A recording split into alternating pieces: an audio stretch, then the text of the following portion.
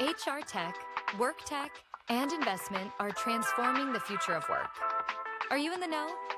Welcome to the WorkTech Podcast. Join host George LaRocque for expert insights on the trends, M&A activity, and strategies shaping the workplace.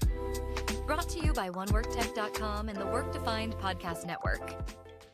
Hey, everybody. Welcome back to WorkTech. It's me, George LaRocque, and got a lot of really interesting ground to cover today.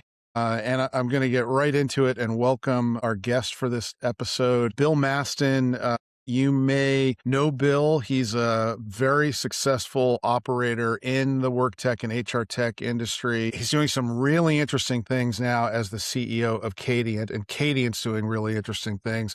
Bill, welcome. Wow, George, thank you. Great introduction. Again, as always, it's great to be talking to you and talking a little bit about what the future is going on in work tech. It is probably one of the most amazing times to be in this space in the history of this space. So I'm super excited to kind of unpack all that with you today and tell you about what we're doing. So. We've both been in the market for a while, and I always tell people, I felt lucky to be through so many transitions. I never would have predicted what we're going through now. So yeah, it's challenging, but I feel like, wow, things are really exciting. I'll say again, and I think we're lucky to have the opportunities in front of us like we do. So I always kind of think of it as like we're on this side. Like you think about the guys at the Industrial Revolution, like at and they were looking and they couldn't see on the other side of the veil of like what it was going to be like. And I think we're in that phase right now where there's a lot of conjecture, a lot of people talking about, hey, this is what we think it's going to look like or what it's going to actually be like. And it's like you really don't know until we get to this other side. And that's kind of what it feels like to me right now. So super excited to kind of talk through it today. Cool. Well, let's start. I know you and we've talked about Cadient. I know Cadient, but tell folks who you are and give us the quick sort of high level, they call it the elevator pitch, sort of what Cadient, who's Bill and what's Cadient? Cool. So the short version of me is I've been in HR and learning technology companies for my whole career, Saba software for a dozen years. I was at PeopleFluent and Learning Technologies Group, helping kind of acquire companies and turn companies around. I spent about a 5.5-year stint at Topia, which is a niche HR technology company around global mobility and employee location, helps with compliance and tax, location-based tax, state withholding, all those kinds of kind of tricky, kind of icky compliance and tax-related issues. And sold that last March and then joined last year. Late last year to Cadient to take it on its next part of the journey. And, Cadient, I'll just say that Cadient has had a rich history in recruiting technology space. We've got customers that are on our ATS that have been here for, 10 years, 12, 15 years. That being said, kind of the future of Cadient is a pivot, not away from our, we still have the core ATS capability, but it's really AI first. How do we help tools and become an HR solution company for the market that fall into three main categories: recruiting tech, hiring tech, and then retention tech and solutions. So how do you Lego those together to create kind of a comprehensive solution? And you can do things today now that frankly you couldn't do. I mean, it feels almost like back in the day when we were building all these custom solutions, you can, what I'm calling tuning SaaS for the future workforce deployments like that, to, being able to take and Lego together pieces, but then create kind of a tuned solution for a customer that's a very unique thing that we can do now that we couldn't do even 12 months ago at the speed and scale. So a lot of evolution and transformation that's going on at Cadient, but that's kind of probably the short version. Cool. Yeah. It actually is a great sort of tee up into where I'd like to go, which is that evolution that, it was interesting to me with all your background, and you've hit so many, several parts of the market. You've had some great success when you reached out and you were back in the talent space. And I thought, oh, that's interesting, because you had gone to, learning and mobility. Right. And I mean, learning's talent management, but Yeah. so I thought there's got to be something interesting here because, I know I know your background, and I know it would have to be interesting Right. if you're going to put Cadient next to your name. And I think this evolution from platform to AI first platform, Mm. and what that means for the product, but also your ICP and your customers. So what does that look like? Does it look like just becoming what you were with agents, or does it look like, and I kind of know some of the answer here, but I'd like to hear you Yeah. So, and just to the first part of what you were mentioning. So, the last time I really worked in the recruiting technology space was at PeopleFluent, and we had, it was about a quarter of our business at the time was recruiting technology within that PeopleFluent platform. Topia actually had a sliver that we integrated with that would help recruiters recruit people that were remote, that then they would move people in to market, right? So they'd hire people out of market. And so we integrated with some applicant tracking systems, but we never really, that we weren't in that space. As far as like, what excited me about Cadient and what that story is really about the ability to take a really differentiated set of solutions to the market that can, be a game changer. And when you take a look at some of the data that now is coming out that suggests that, there's the number of ghost jobs that organizations have on the street are, Forbes says it's 49%, right, of jobs out in the market, and LinkedIn is ghost jobs. And then when you take a look at, and we'll talk a little bit later about some of the what I call is the AI hiring crisis and some of these challenges that recruiters and organizations are trying to navigate now, I think that I kind of tend to be a little melodramatic sometimes, but I kind of tend to think of it as like, AI fighting AI, and we're giving recruiters and organizations the tools to be able to now combat this kind of avalanche of AI stuff. And it's almost like Godzilla versus King Kong kind of out there battling each other in this, this ecosystem of, and I don't blame the candidates for using the tools of the day to try to find a job, but it's like, how do you then really determine what's real and what's not? And there's a lot of fake. I mean, I've had customers tell me that they've already found candidates that were using deep fakes in interviews. So it's like that. That one customer was like, I guess we're going to have to go back to doing face-to-face interviews in person. And so it's just, it's such a wild time to navigate all of this. And I think Cadient's in a really unique position, not only based because of our history in recruiting tech, but because we have kind of flipped and focused on launching all of these new tools to the market, including referral products and sourcing and screening, conversation, all of those things collectively offer this toolkit that organizations can kind of pick and choose what they need to solve for what their biggest problems are. Yeah. And who is the ideal customer, or who, who does Cadient target for its solutions? Yeah. So I think if you take a look at our different kind of legs of the stool, and we have products that are like in our applicant tracking system today, and historically we have gone high volume, and that retail, healthcare, some key verticals that we've got some, large groups of customers in. And that's great. A lot of the tools that we're building now, whether they're traditional kind of, B2B, just we're solutioning with them, or whether we've launched a set of tools, which in the Cadient's first in their history, full free trial, go try the product. If you like it, you can, sign up and use it for a period of time, a month to month, those kinds of tools. Cadient had never done that kind of thing. And so we were trying to, so to me, that's a whole different ICP, and it goes to organizations that are not necessarily high volume can leverage those tools to be very successful. So it's almost a different ICP and different buyer persona per product solution that we're building in some way. So it kind of makes it a little more complicated from that perspective, but we still have these kind of, large, high volume, some of our longest term customers like PetSmart and Genesco. These organizations have been using our technology for years to do all of their hiring. Yep. So you've had, I think you called it the recruitment pipeline operating Mhm. system, right? The sort of high volume ATS and platform. And Right. now you've got a series of tools, and it's shifting into more of this, what my notes say is this portable smart suite Correct. ecosystem. And Yeah. is that plugging into other platforms? Is this 100%.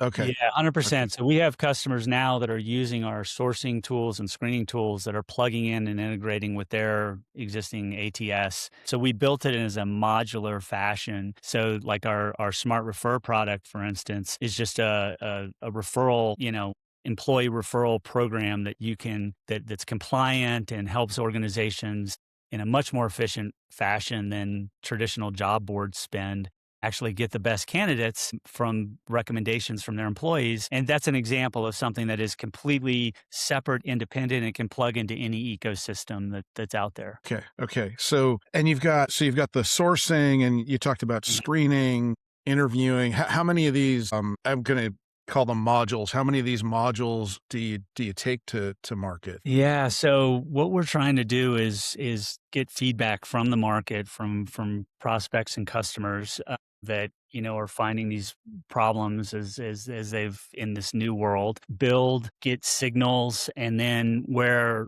there's real traction, kind of throw everything behind those ideas. So for instance, we had previously in Cadient's history had a referral product. So when we built that, we already had existing customers that had been using our previous product, and we built kind of a brand new version of that. And so we had these signals in that example right from the get-go. And then in other examples, I think we've got on the precipice of delivering we have a general sourcing matching technology that's out there today that we're selling, but we are going to verticalize that and for our healthcare customers. So it's Oh, super easy to find nurses for rural hospitals and things like that, to try to take the signals from the market and as far as how many, I think it's right now, I would say we probably have about 10, live modules on the Smart Suite that are out there kind of in market, and okay. we're at various levels of what I would characterize product market fit. Some of Uh-huh. them have one customer, some of them have, 20, 30 customers, some of them have 0 customers. So it's all like just us trying to ideate and find what's going to work and fit in the market. Wow. Okay. So, were you? I think you had mentioned that you're cool showing us some of this stuff, and maybe what you want to focus on today. Yeah, so I want to show you 2 things today, and both of these things are free for the world. Okay. So you'll get the links and you'll be able to go see them. But the first thing I'm going to show you is a product we launched, I think 2 weeks ago, called SmartShield. And what that does is that helps a recruiter validate the resume that they've received against public profiles of of individuals. Now, why is that important? It's important because what's happening is, let's say a candidate is going out there and they see 10 jobs they want to apply to. The first thing they do, they pump the job description and they pump the resume into Claude or Chat or whatever their flavor is. And they say, please create a resume that's specific to this job. Then they apply to that job. It's fine. To a recruiter, all of a sudden they have 100 resumes that have come in that all look like unicorns. Like these are the perfect people, right? Yeah. So how do you discern what's real and what's not? And it's not that AI is just hallucinating. It is hallucinating and lying, but let's put that to the side. Right. It's even if it's just exaggerating a little bit or whatever, what our SmartShield tool does is it'll go out and validate against their public profile and other reference points where the friction points are, so that the recruiter has a real good sense of whether this is true or not. So I'm going to show you that, and then I'm going to show you something for the organization itself. I'm going to solve the recruiter problem, and then we're going to solve an organization problem.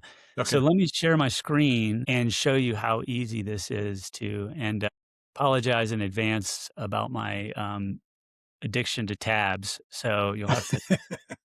I have a Where? lot of tabs, and now I've had to group them into organize my tab problem.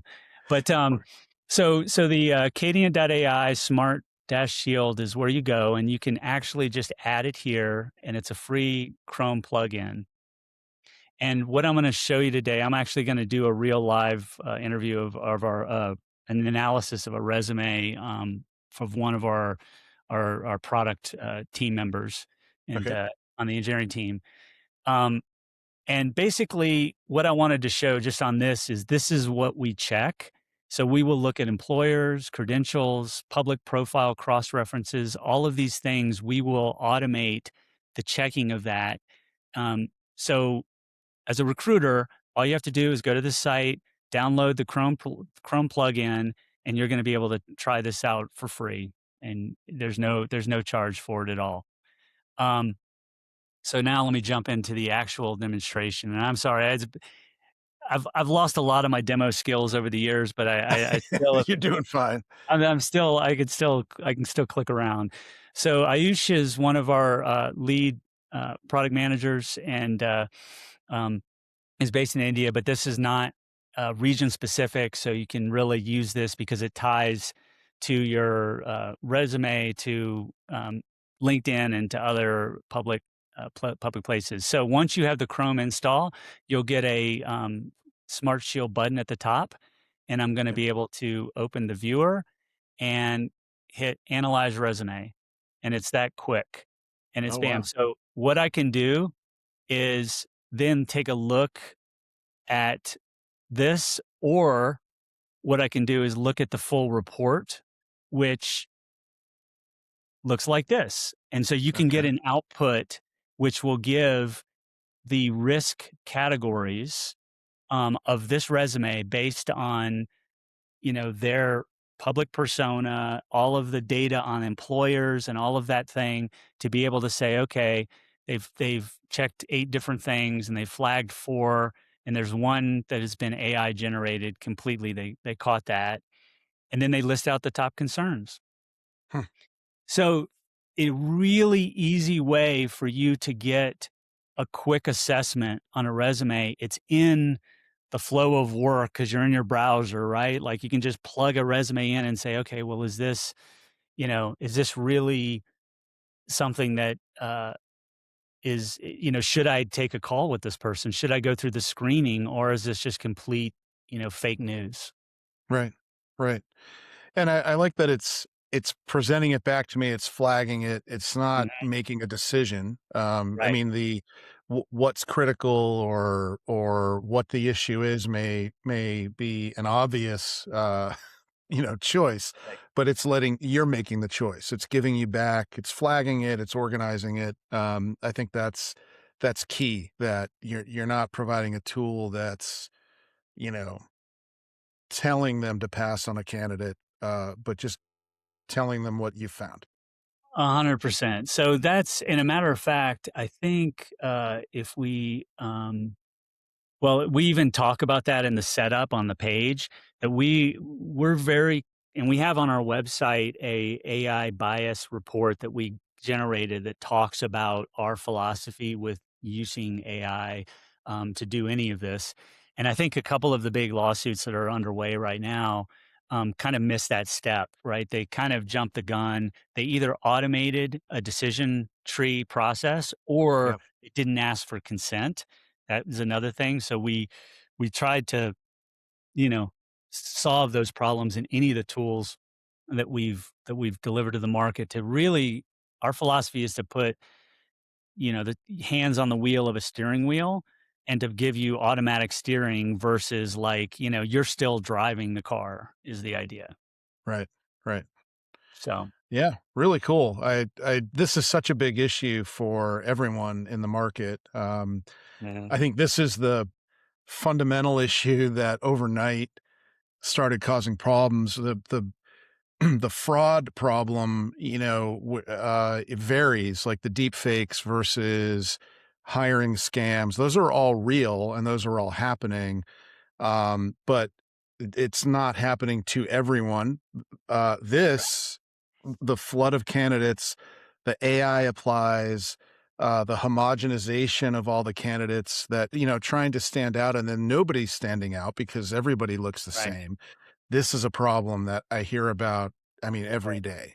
yeah, And it's only getting worse, because more tools, not just Claude or ChatGPT, but more candidate-facing tools are shipping every day with folks trying to monetize a challenging job market.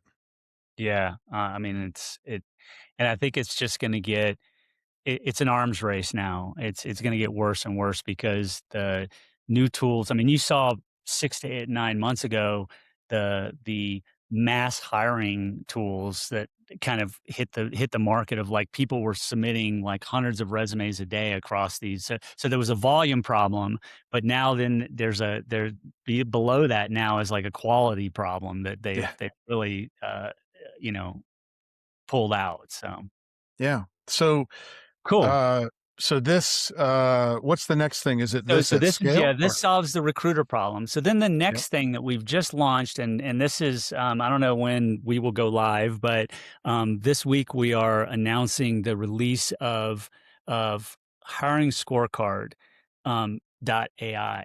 Now, what this is a automated audit process of your recruiting and hiring technology and process. So we actually leverage agents that will go out and kind of test an organization's really entire process, right? And I'm going to show you an audit report. So we built this, we're delivering it to the world for free. Of course, we believe we've got solutions that will help solve these problems, but this is completely independent of Cadient. So you can use this and leverage it however you want, just to test your own as an organization. Where is your sticking points, right? And it might be your candidate portal, it may be your job description, it may be there's a bunch of places that there could be some pain points. So it's as simple as going and plugging in your URL here, and you can get really specific and add the career page if you want to help it try to find that. And what I did was just to kind of do it live is I took a organization that we had just checked out, and of course everyone's hiring locations are open to the public to be able to assess and look at. So you can even rate your organization against other organizations if you want. And what I did is I plugged in this and came up with Musco Lighting and gave an overall score.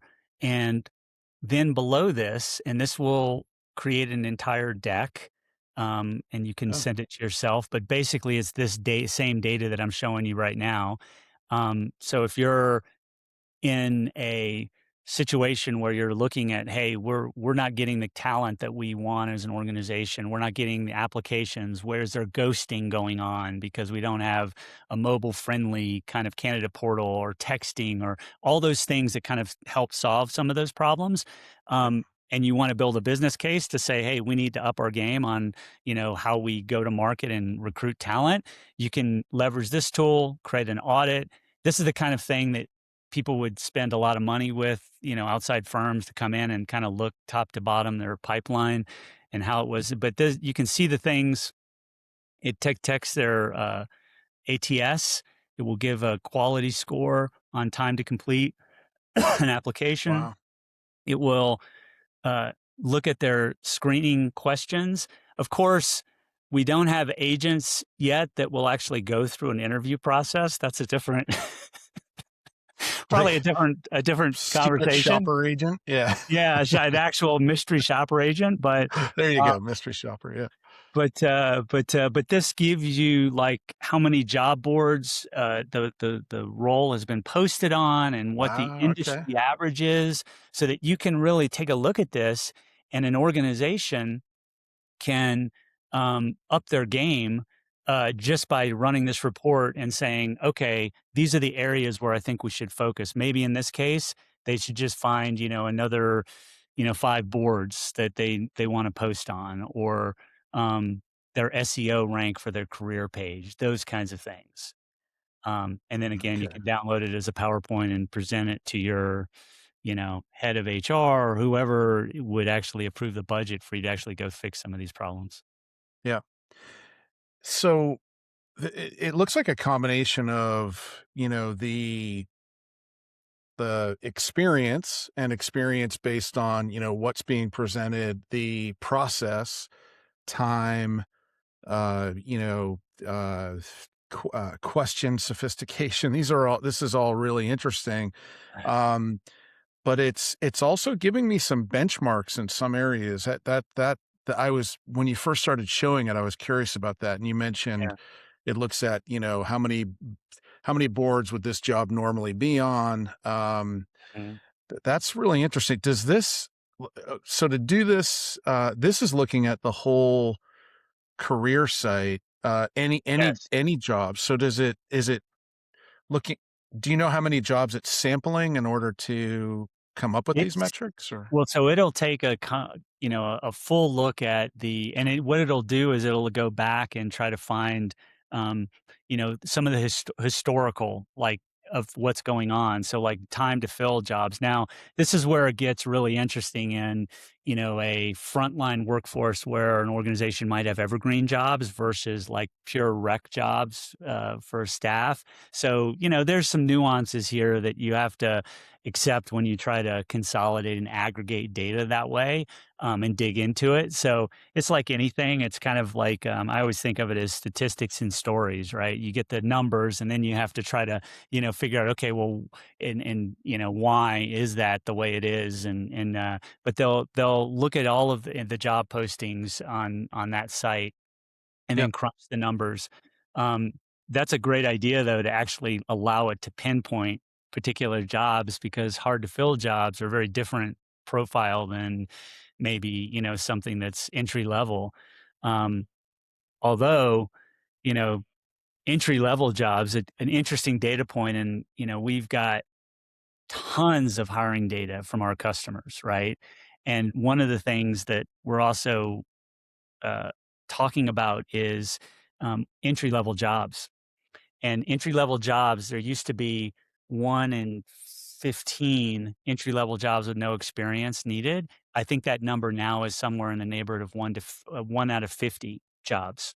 Okay. So anyway, so just some interesting data of Wow. like how jobs are actually morphing from what they historically have been to, and then looking at that from the lens of this as well. So the jobs are changing, the recruiting technology is changing, AI is changing. It's all kind of like a perfect storm of all of this stuff changing. But this hopefully will be a helpful tool for organizations to at least give kind of a spot check to say, okay, how are we doing? Where are some areas we could focus on? Yeah. And so how do these are free tools that anybody can use, to start to, a recruiter, looking at, resumes that they're working with, or an organization thinking about their overall, what, how they stand in the market with their experience and site, so forth. How does this fit, and how does the new this new modular world of agents, that you're building, how does this all relate to to Yeah. Cadient's vision? Like, where's this all going? Yeah, so definitely we've got thought through, how do we obviously give some free tools that help solve some really important problems need to be solved in the world today for organizations. But then how does, as a company, Cadient kind of continue to grow and sell new products and ideas? And of course, um, we believe we built some things that solve some of these problems, right? So for on the recruiter side, we will um, surface tools like our sourcing tool or our screening tools, things that actually sit kind of within that scope of control around a recruiter to help them be able to perform better. And of course, they can use the free tool without ever engaging us and buying anything from us. But if they want to and they want to see how we've solved some of their problems, we love to show them that. And the same thing with hiring Scorecard. We actually have gone on to say if an organization runs all this audit and they want to talk to us, and I'll show this. This is an example of, how we have built, custom pages coming out of that to say, okay, here's the problems that your audit produced. And then we'll kind of create this custom solution page. At least what is the first thing they should start with? In this case, Okay. we've called out Smart Source as an example. that we think could have a big impact on their ability to source talent for the right roles as an example. So that's our sourcing technology. So that's just an example of how we are going to, help to capitalize on some of the free tools that we're launching to the market. Right. It's really smart. When I think about what you're providing with those free tools, it's, there's a lot to it.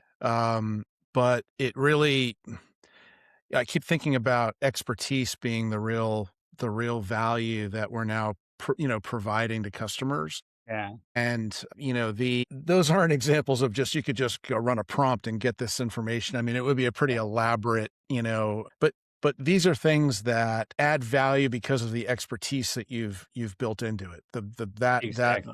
that level of value. And, pointing toward where they need help.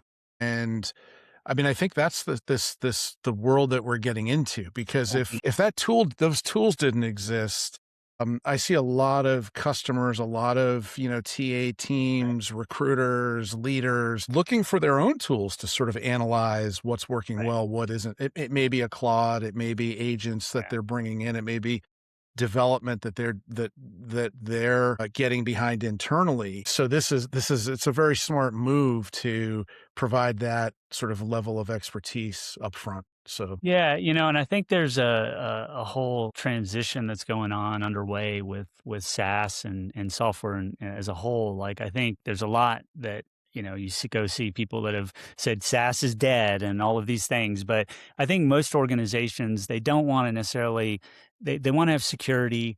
They want to have compliance. They want to have infrastructure that's outsourced. They don't want to necessarily bring all that in-house and have their recruiters vibe coding a recruiting platform, right? Or a recruiting technology. It's I think there'll be some that will do it. There'll be people that will like, I want to do this myself or whatever. But eventually people will realize the value. And so what is SaaS really become is very different in the future from what has been in the past.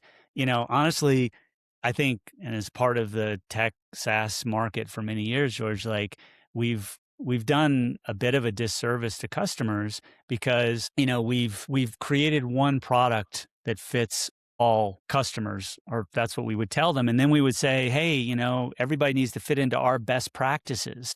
And there are best practices, don't get me wrong, but there's also really kind of nuanced, workflow or cultural aspects of an organization that just a plain SaaS platform may overwrite. And so their hiring process or something like that was very kind of nuanced and not. And we would just say, hey, well, no, that can't happen anymore because you have to follow our, workflow and our product because that's the best practice. Really, if I translate that meant we built one product. We didn't want to do tweaks and tuning of that product for a particular customer. And that impacted customers, and I don't think always, it wasn't, sometimes it was positive because sometimes they had really dysfunctional things that they would do. So I don't want to discount that, but sometimes it really did impact them negatively because the kind of thing that made them what they were, the cultural aspect of how they would outbound to customers and our prospects, candidates would get blown away. So my point is that in this new world, we can tune, and I think that'll flow to not only what SaaS will be in the future, but also pricing. Like how we price these things will change. Everything's up. It's a white canvas, and we can, we're going to rewrite what the future of work tech looks like, I think, in the next few years. For sure. I think a lot, you said it earlier, things that are possible, even plausible now just weren't before, even 5 years ago. And, I remember, going to the cloud and taking a lot of big customers to the cloud. You had to, there was a trade-off that had to be made. And that trade-off was we need, we're better for you if we have one code base and it's multi-tenant. And that means we can't do it all for everyone. We've got to sort of look at the 80-20 rule. We got to try to build to solve the 80%. And that's always leaving something. That was always leaving something or someone behind. Mm-hmm. And so I think intentions were really good, but you're on the money. There was a disservice in that because customization, it was, that was a dirty word. It was That was a dirty word. configurability, right? Yeah, customization. Yeah. And so we were taught never to, it has to fit within this framework. And, and it was fascinating too, because there was oftentimes that we would accept enhancements in this process and we'd build something. And then 6 months later, I'd go back to the customer and I'd be like, oh yeah, they're like, we didn't use that. And that would always be like, oh my God, we took our entire product roadmap to fix this for you and you're not even using it anymore. So, yeah. But anyway. if I'm hearing you and I'm thinking with this I'm going to ask about your direction, sort of where things are headed. It sounds like while you've got that, I'll call it system of record, system of consequence on the back end from a platform perspective. It sounds like you're really building out in a much more agentic model. So in the future, a customer may be using, let's say you get to where you've got 10 or 20 agents, modules, and I could be using 3, 4, 5, 17 of those, and how I'm integrating it. It might not be your platform on the back end. It might be, I may be using your ecosystem of capabilities and not moving away from the HCM or the ATS or whatever that is on the back end. It's absolutely, and it's what we used to talk a lot about strategic HCM versus kind of, KRS, and, because honestly, these large kind of platforms that organizations buy into, like, there's still a lot of people that will be like, and we have customers that will use kind of their HCM platform for recruiting maybe their corporate roles, but then they're using us for high volume. So and it's just like when I remember walking into a large tech firm when I was selling and implementing learning management systems, and they were a global tech firm that had 17 LMSs, right? And so they were training customers and training internal and training different business units. So it really is a lot more Darwinian in these kind of ecosystems than that's a whole nother conversation someday. But I absolutely see that we can, help organizations with, like you said, pieces that are modularized that they can plug in and find value, and then, and still continue to grow on our other side too. So yeah. So where can folks learn more? Where can they follow? What's the best way to follow Cadient? Follow you? So yeah, please look me up on LinkedIn. I'm always available for a chat and happy to talk. Cadient is evolving our front door, just like we're evolving everything else. So we've historically been cadienttalent.com. Our new web address and destination is cadient.ai. Okay. So that's kind of a transformation that's underway as well. Although, we're not leaving behind Cadient Talent. Like it'll be protected and routed correctly and all that stuff.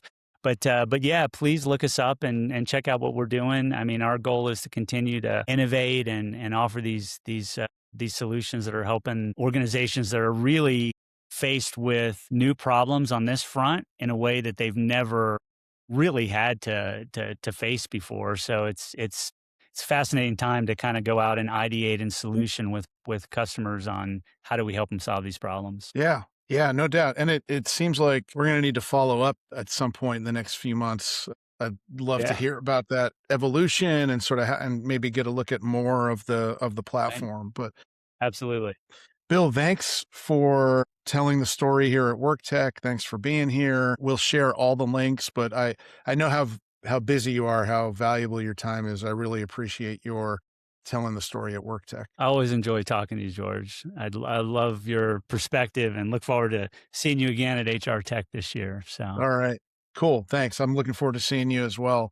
And everybody else, thanks for watching or listening wherever you are in the Work Defined network. And until next time.